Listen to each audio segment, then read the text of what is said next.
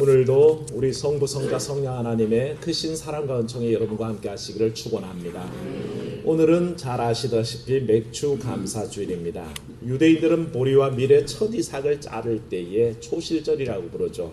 그렇게 자른 다음에 50일을 헤아려서 맥주절을 지킵니다. 한국교회는 이 날을 좀 조종해서 7월 첫 주일로 지킵니다. 시기적으로는 좀 맞지가 않죠. 지금 이미 보리는 다 거두었고 밭에 가면 콩을 뿌려가지고 먹는 콩도 이미 다 거두었고 지금은 이제 가을에 메주콩이 막 싹이 올라오는 때입니다. 시기는 좀 다르긴 하지만 역시 우리가 7월 7주로 이렇게 감사절을 지키는 것은 상반기 동안 6월까지 하나님께서 지켜주신 은혜에 감사하고 또 남은 하반기 동안 하나님께서 똑같은 은혜로 인도하시기를 비전 가운데 감사하기 때문에 지키는 줄로 믿습니다. 여러분 삶 속에 그런 감사가 넘치기를 축원합니다.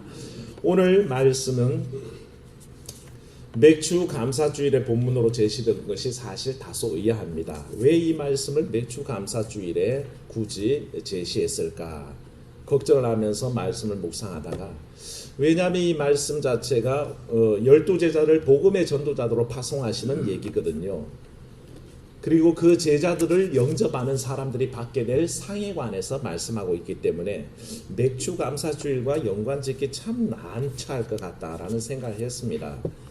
그러나 자세하게 이 말씀이 주시는 뜻을 헤아리다 보면 오늘 우리가 행하고 있는 감사의 그 모습과 또 우리가 어떻게 진정 감사해야 할지를 분명하게 보여주는 말씀인 것 같습니다. 오늘 말씀 속에 예수님은 제자들을 복음의 전도자로 파송하셨습니다. 근데 그 길이 굉장히 평탄한 길인가요? 복음을 전하라고 보내시긴 하는데 사람들이 지금 복음 받으려고 기다리고 있는 사람들이라고 생각하십니까? 천만에요. 아무도 예수님 복음 받으려고 기다리는 사람은 없습니다. 오히려 수많은 가는 길마다 음모가 있고 미움이 있고 사로잡힘이 있습니다. 매로 치는 게 있고요. 박해가 있습니다. 그게 예비된 길을 가야 됩니다. 근데 그 길을 가는데 제자들이 떨리지 않겠습니까? 걱정이 되지 않겠습니까? 두려워하는 것이 얼굴빛에 나타나지 않겠습니까? 그런 제자들을 향해서 주님이 말씀하셨습니다. 너희를 영접할 자도 있다라고 오늘 말씀 가운데 사실은 얘기합니다. 복음을 들고 어찌 망설이겠습니까? 쟁기를 든 자가 뒤를 돌아보는 건 합당하지 않습니다. 예견되어 있는 그런 어려움이 보일지라도 복음 들고 자는 가야 됩니다. 그런데 하나님께서는 섭섭하지 않도록 그 복음 들고 가는 사람들 앞에 영접하는 자가 나타나도록 하셨다는 것입니다. 그 말씀 가운데 오늘 우리는 예수님이 말씀하시는 중요한 교훈들을 얻게 됩니다. 어떤 이들은 나아갑니다. 선지자 이름으로 나아갔을 때 그 선지자들을 영접하면 선지자의 상을 받습니다. 어떤 이들은 의인의 이름으로 의인을 영접하여 의인의 상을 받습니다. 근데 어떤 이는 제자 이름으로 이 작은 자 중 하나에게 냉수 한 그릇이라도 주어서 상을 잃지 않는 사람도 있다는 것입니다. 선지자 이름으로 선지자를 영접하는 사람들과 의인의 이름으로 의인을 영접하는 사람, 그리고 제자 이름으로 이 어린 소자 하나를 작은 자 중 하나를 영접하는 그 모습은 사람을 영접하는 모습으로 모두 똑같아 보이죠. 근데 실상은 많은 차이를 갖고 있습니다. 선지자와 의인들은 이미 당대에 유명한 사람들입니다. 누구든지 그 이름을 들으면 알만한 사람입니다. 누구 그러면 그 사람 하고 충분히 받아들일만 하죠. 오늘날로 얘기하면 김사만 목사님 그러면 그 목사님 그러는데 원인선 목사님 누구예요? 라고 묻는 그것과 똑같습니다. 선지자와 의인들은 이미 다 그만큼 유명한 사람들입니다. 받아들이기에 이미 당대 유명한 근거가 있는 사람들이죠. 그런데 이 말씀조차도 사실 우리에게 약간 고개를 갸우뚱하게 하는 것은 실상 이스라엘 역사 속에 선지자가 영접받고 의인이 영접받고 그 이름으로 상을 받게 되고 이런 일들은 일어나지 않았습니다. 많은 선지자들이 이 땅에 왔으나 사실은 매맞고 쫓겨나고 배척당했죠. 의인들이 이 땅에 있었으나 그들을 용납한 게 아니라 다 배척했습니다. 그들을 핍박하고 오히려 죽게 만들었던 게 이스라엘의 역사입니다. 만약 이스라엘이 그 선지자와 의인들을 다 영접했다면 아마 그들이 자기 상을 받았을 것입니다. 그런데 그런 일이 참 드물죠. 그런데 하물며 예수님 당대에 그 제자들이겠습니까? 그 많은 선지자들과 의인도 영접하지 않았는데 하물며 예수님의 제자들을 영접하겠습니까? 사실은 예수님조차도 영접받지 못했습니다. 요한복음에 뭐라 그랬습니까? 빛이 세상에 왔으되 자기 백성들이 그를 영접하지 않았다고 그랬습니다. 예수님조차도 이 땅에 왔는데, 메시아도 이 땅에 왔는데 영접하지 않는 게 이 세태들이라는 것입니다. 사람들은 예수님에 대해서도 인식이 잘못됐죠. 예수님께서 제자들에게 물어봤죠. 사람들이 나를 누구로 아느냐 그랬더니 사람들은 예수님을 뭐라 그랬습니까? 어떤 사람은 세례 요한이요, 어떤 사람들은 엘리야요, 어떤 사람은 예레미야라고 하고 또 어떤 이들은 선지자 중에 한 분이라고 얘기합니다. 이렇게 말할 정도로 예수님에 대해서도 잘 알고 있지 못하다는 것을 우리가 볼 수 있습니다. 하물며 그 제자겠습니까? 참 존재감이 없는 거죠. 요즘 아이들에게 아버지라는 분들은 사실 별로 존재감이 없습니다. 저녁에 퇴근해서 띵동 그러면 애들이 누구세요? 그러면 아빠다 그러면 시큰둥하죠. 근데 띵동 해가지고 누구세요? 택배 왔어요. 그럼 애들이 난리가 납니다. 서로 뜯어보려고. 택배 기사보다 더 존재감이 없는 아버지. 잠깐 우스갯소리지만 예수님에 대해서 사람들은 그렇게 존재감 있게 받아들이지 않았다는 것입니다. 왜냐하면 사람들은 은연중에 영접할 이름과 그렇지 않을 이름에 대해서 구분을 짓고 있는 자기 기준이 있다는 것입니다. 그러나 이런 편향된 영접에 대해서 하나님께서는 말씀 속에서 중요한 전제를 두고 계시는데 40절 말씀입니다. 같이 읽어보겠습니다. 너희를 영접하는 자는 나를 영접하는 것이요 나를 영접하는 자는 나를 보내신 이를 영접하는 것이니라. 아멘. 여기에 중요한 도식이 하나 성립됩니다. 뭐냐 하면 너희를 영접하는 자는 곧 누구를 영접함이라? 예수님을 영접하는 것이다. 예수님을 영접하게 되면 누구를 영접하는 거라고요? 하나님을 영접하는 거다. 여기에서 제자들과 예수님과 하나님이 같은 상황에서 영접받는다는 것을 우리에게 나타내고 있습니다. 실상 사람들은 예수님의 제자들을 우습게 보고 그들의 이름으로 영접하지 않게 됩니다. 그런데 그들이 예수님의 제자를 영접하지 않는 그 순간에 누구도 영접하지 않는 겁니까? 예수님도 영접하지 않을 뿐더러 하나님도 영접하지 않는 결과를 초래한다는 것을 그들은 모른다는 것입니다.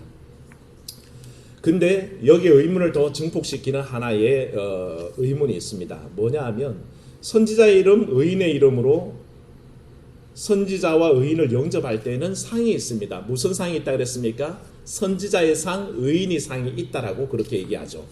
그렇다면 구조상으로 얘기할 때에 선지자의 이름으로 선지자를 영접하면 선지자의 상이 있고 의인의 이름으로 의인을 영접하면 의인의 상이 있다면 제자의 이름으로 제자를 영접하면 제자의 상이 있다라고 말씀하셔야 되는데 이게 구조적으로 맞지 않습니다. 제자들의 얘기를 할 때는 제자의 이름으로 이 지극히 작은 자 하나를 냉수 한 그릇이라도 주면 결단코 상을 잃지 않을 것이다 라는 다른 구조의 말씀을 우리에게 전해주고 있습니다. 이 말씀의 의미를 좀 더 우리가 구체적으로 생각하자면 마태복음 25장으로 본문을 확장해 보면 됩니다.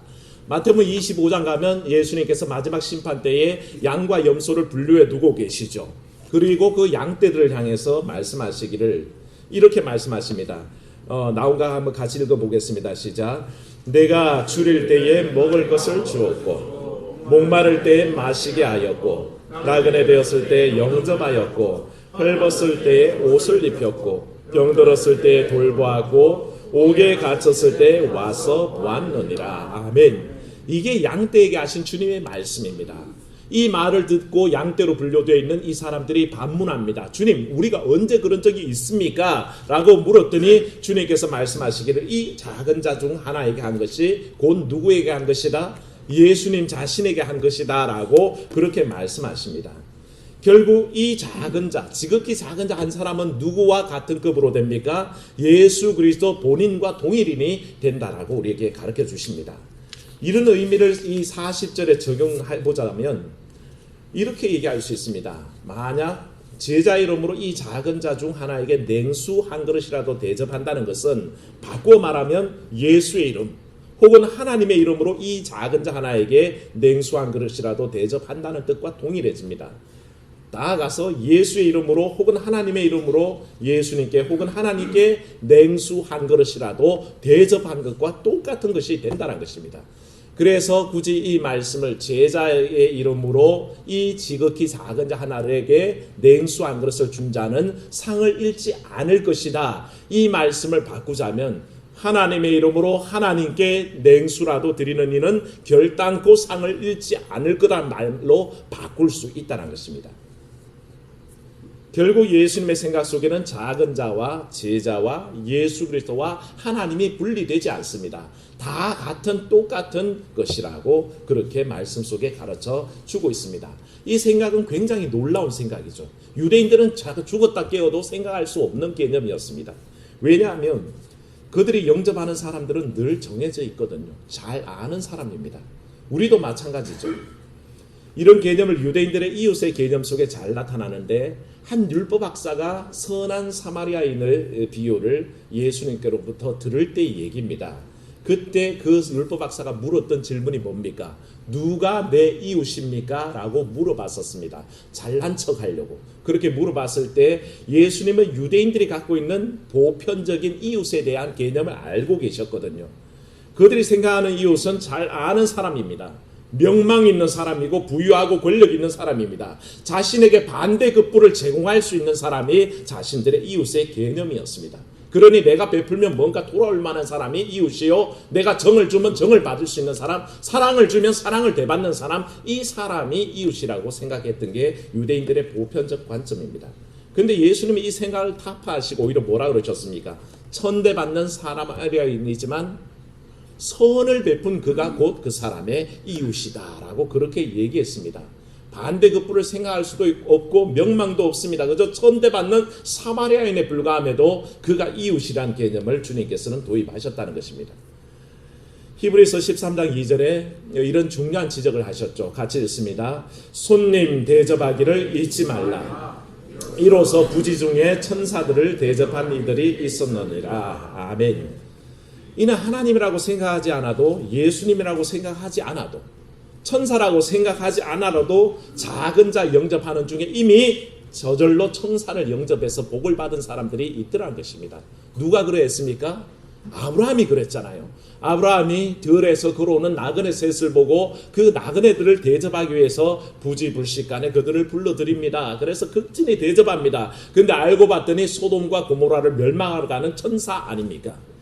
내가 어찌 아브라함에게 이 일을 숨기겠느냐라고 얘기하시고는 소돔과 고모라를 멸망시킬 계획을 다 말씀하시고, 그리고는 사라에게 이삭이 태어날 것을 축복으로 주시고는 그렇게 가셨습니다. 부지불식간에 천사인지 몰랐지만 영접해서 복을 얻었던 경우고요. 이 천사들이 소돔에 들어갔더니 누가 또 영접합니까? 롯이 영접하죠. 롯이 성문옥에 앉았다가 그 광야길을 오는 나그네들을 보고는 아브라함이 한 것과 똑같이, 아브라함이 믿음의 사람이요 롯도 의인이었기 때문에 같은 일을 행하는 겁니다. 그래서 나그네를 대접했는데 알고 봤더니 천사입니다. 결국 이 천사들이 소돔이 멸망하는 중에 건져내어서 구원의 길로 이끌어내지 않습니까? 천사인지 몰랐는데도, 예수님인지 몰랐는데도, 하나님인지 몰랐는데도 작은 자 한 사람, 연약한 사람 한 사람, 나그네 한 사람을 영접하는 중에 이미 하나님을 영접하는 경험을 한 사람들이 성경에는 나와 있다는 것입니다. 이 말씀을 토대로 우리를 생각해 보면 우리 삶 속에서 환영하고 환대하고 영접하는 모습을 돌아보게 합니다. 우리는 은연중에 환대하고 환영하는 기준을 마련하고 있습니다. 야고보가 지적하는 사람들의 일반적 환영의 기준은 굉장히 세상적입니다. 말씀 한번 보겠습니다. 야고보서 2장 2절에서 3절인데요. 같이 한번 읽어 보겠습니다. 만일 너희 회당에 금가락지를 끼고 아름다운 옷을 입은 사람이 들어오고 또 남루한 옷을 입은 가난한 사람이 들어올 때에 너희가 아름다운 옷을 입은 자를 눈여겨보고 말하되 여기 좋은 자리에 앉으소서 하고 또 가난한 자에게 말하되 너는 거기 서 있든지 내 발등상 아래에 앉으라. 아멘. 이게 세상의 일반적인 모습입니다. 자기 기준을 가지고 금가락지를 쥐고 좋은 옷을 입고 오는 사람이 있으면 어서 오십시오, 여기 앉으십시오. 그러다가 남루한 옷을 입고 초라해보는 사람이 들어오면 너는 거기 서 있든지 가든지 말든지 네 마음대로 해라. 이게 세상적인 보편적인 모습이라는 것이죠. 이게 성경에만 나오는 게 아니라 우리 일상사 속에 그렇습니다. 교우들과 함께 식사를 하다가 보면 식당에서 같이 만날 날이 있어요. 만날 때가 있어요. 각자 차를 타고 오잖아요. 그러면 승용차들은 곱게 이렇게 주차장에 잘 대놓습니다. 근데 밥을 다 먹고 나와 보면 스타렉스는 어디가 있는지 아십니까? 늘 길거리에 있습니다. 승용차는 혹시 사고 날까봐 이렇게 상처라도 날까봐 잘 모셔놓고, 이 스타렉스는 대충 기스 나도 된다고 생각하는지 길거리에 턱하니 내놓은 모습을 봅니다. 아주 단편적인 얘기지만 그게 세상 사람들의 인식 기준입니다. 뭔가 화려해 보이고 좋아 보이고 멋져 보이는 것에 대해서는 가치를 부여하고, 그렇지 못하다는 것은 약간 천대하는 분위기, 그게 일반적 분위기 아니겠습니까? 선지자의 이름, 의인이라는 이름은 내세울 수 있는 사람을 얘기합니다. 그러면 그 사람들은 뭔가 걸맞는 대우를 받고 그게 환대에 맞는 감사의 인사를 받으면서 그것도 충분한 상이 됩니다. 혹시 압니까? 그 유명한 사람들이 나중에 나에게 또 다른 인사치레를 해올지도 모르니 얼마나 기대가 될 일이겠습니까? 그러나 전혀 그렇지 못해 보이는 제자의 이름, 그 이름으로 온 지극히 작은 자 하나에게 환영의 대상이 된다는 것은 굉장히 어려운 얘기라는 것입니다. 우리는 맥주 감사주의를 보내면서 하나님께 감사하고 하나님을 환영하는 문제 앞에 서 있습니다. 근데 우리가 되게 맥주 감사주의를 하나님께 감사를 드리는 방법으로는 신명기 16장 10절에 제시하듯이 빈손으로 나아가지 않습니다. 하나님께서 주신 은혜에 감사하고 그 감사를 온 마음으로 표현하기 위해서 적극적으로 감사를 내놓는데요. 신명기 16장 10절 한번 읽겠습니다. 내 하나님 여호와 앞에 77절을 지키되 내 하나님 여호와께서 내게 복을 주신 대로 내 힘을 헤아려 자원하는 예물을 드리고. 아멘. 어떤 면에서 지극히 당연합니다. 하나님께서 내게 은혜를 주셨다고 생각한다면, 하나님께서 내 은혜 가운데 내가 살고 있다면 그분 앞에 찬양받기에 합당하시고 경배와 감사 찬송 누리기에 합당한 분 앞에 영광 돌리는 게 어찌 다른 일이겠습니까? 당연한 일 아니겠습니까? 그분을 영접하여 마음속에 감사의 마음으로 모시는 것은 당연합니다. 그런데 제자의 이름과 예수의 이름과 하나님의 이름과 동일한 지극히 작은 자들을 향한 영접과 환대의 문제는 숙제로 남아있다는 것입니다. 성경은 맥주의 수확을 감사하며 자기의 만족 속에 머물지 말라고 얘기하십니다. 하나님 앞에 진심으로 감사의 마음을 가지고 나올 때 신명기 16장 10절이 하나님 앞에 진심으로 예물 드리고 자원하는 마음으로 감사하며 나오라고 하지만 그 다음 절에 바로 이어서 이렇게 말씀하십니다. 신명기 16장 11절이거든요. 말씀 같이 읽어보겠습니다. 너와 내 자녀와 노비와 내 성중에 있는 레위인과 및 너희 중에 있는 객과 과와 과부와 함께 내 하나님 여호와께서 자기 이름을 두시려고 택하신 곳에서 내 하나님 여호와 앞에서 즐거워할지니라. 아멘. 이해가 가십니까? 맥주 감사라 해서 하나님 앞에 감사를 드리고 예배하고 기뻐하는 것은 당연해 보이는데 하나님은 그게 감사제의 전부가 아니라고 얘기하셨던 겁니다. 바로 이어서 말씀하시기를 너희 중에 있는 레위인과 고아와 객과 과부들 그들과 더불어서 즐길 준비를 하라는 것입니다. 그게 참된 감사란 것입니다. 마땅히 영광 돌려야 될 하나님을 감사의 마음으로 받아들이는 것은 의당 지극히 당연한데 우리 속에서 소외되고 있는 사람들에게 마음을 열어서 감사하는 그 방법에 대해서는 우리가 도외시하고 있다는 것을 하나님은 지적하시는 겁니다. 성경의 정신은 늘 맥주절에 곡식을 수확하는 방법을 통해서도 그 정신을 얘기합니다. 나누지 않고는 참된 감사가 아니란 것입니다. 레위기 23장 22절을 보면요, 우리가 잘 아는 폐하법이라는 이스라엘의 법이 있습니다. 레위기 23장 22절 찾으시고 읽어보겠습니다. 너희 땅에 곡물을 벨 때에 밤 모퉁이까지 다 베지 말며 떨어진 것을 주지 말고 그것을 가난한 자와 거류민을 위하여 남겨두라. 나는 너희의 하나님 여호와이니라. 아멘. 곡물을 거둘 때 어떻게 하라고요? 귀퉁이의 것들은 거두지 말라는 것입니다. 그것은 남겨두라는 것입니다. 왜 남겨두라는 것입니까? 싹싹 훑어가서 다 자기 것을 삼지 왜 그렇게 하라는 것입니까? 그것을 남겨둬야 나그네와 고아와 과부와 객들이 그것을 거두어서 생명이 유지 때문에 하나님은 이 일을 구체화하셨고 그것을 가르쳐 주셨습니다. 사랑하는 성도 여러분, 맥주 감사주일입니다. 유대인들은 유월절에는 누룩을 넣은 빵을 먹지 않습니다. 무교병을 먹습니다. 딱딱하고 맛없는 빵을 먹습니다. 그래서 하나님께서 고통 가운데 건져주셨다는 것을 기념하려고 무교병을 먹습니다.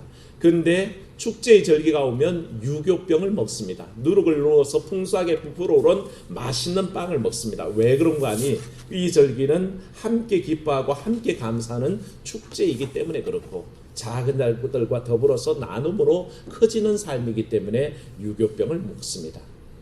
이런 귀한 정신이 이어져 있었기에 루기를 보면요, 보아스가 추수 때 이 폐화법을 사용하죠. 그때 가난한 시어머니 나오미와 고향에 돌아왔던 룻이 먹을 게 어디 있겠습니까? 이제 막 고향에 돌아왔는데, 그때 보아스가 추수 때였는데 이 폐화법대로 두렁이나 구석에 있는 것들을 거두지 않습니다. 떨어진 이삭들을 줍지 않습니다. 그걸 주우러 나온 사람이 누굽니까? 룻이 그것을 주우러 나옵니다. 그래서 그걸 따라가면서 주워서는 결국 시어머니 나오미를 모시고 연명해서 살아갔는데, 이 폐화법을 실천하는 보아스와 이 폐화법 때문에 생명이 유지되었던 룻이 결혼하고 나중에는 누구의 조상이 됩니까? 예수 그리스도의 조상이 됩니다. 생명 살리는 일에 적극적으로 참여하고 그를 통해서 은총을 받았던 그 사람들이 똑같이 예수 그리스도의 그 생명의 조상으로 그렇게 기록되는 것을 우리가 봅니다. 추수는 내가 열심히 일하고 수고하여 거둔 것이 분명하죠. 내가 열심히 거둬서 내 것인데 누가 뭐라 그러겠습니까만, 성경의 정신은 그렇지 않습니다. 내가 거두어들인 그 속에는 이미 이웃과 나누어야 하는 몫이 분명히 포함되어 있다는 것입니다. 주님은 그걸 분명하게 하셨고 그것을 남겨두라고 명령하셨다는 것입니다. 그 명령을 받드는 것이 바로 참된 맥주 감사주일의 의미입니다. 의당 감사해야 될 이에게 감사하는 것은 당연합니다.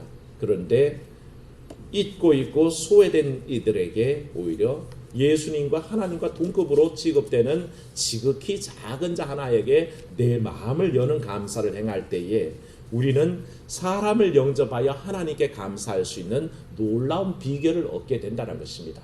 하나님께 꼭 직접 감사한다고 생각하지 마십시오. 사람을 대접하여 하나님께 감사하는 길도 있다는 것을 우리가 꼭 주목하고, 이 맥주 감사주일에 혹여 내가 신경 쓰지 못하고 있는 분이 누구인지, 혹여 내 마음을 베풀어야 할 이가 누구인지, 혹시 이 땅에서 지극히 작은 자라고 생각되는 이가 누구인지 마음을 베풀 때에, 그때 우리는 참된 맥주 감사절, 내게 주신 것 하나님 앞에 온전하게 돌리는 한 방법을 깨닫게 될 줄로 믿습니다. 이 말씀 속에서 은혜 받으시고 우리의 삶 속에 하나님과 더불어서 주어진 이웃들을 향한 귀한 관심 속에 승리하시기를 주의 이름으로 축원합니다. 잠시만 일어나셔서 결단의 찬송, 말씀의 결단입니다.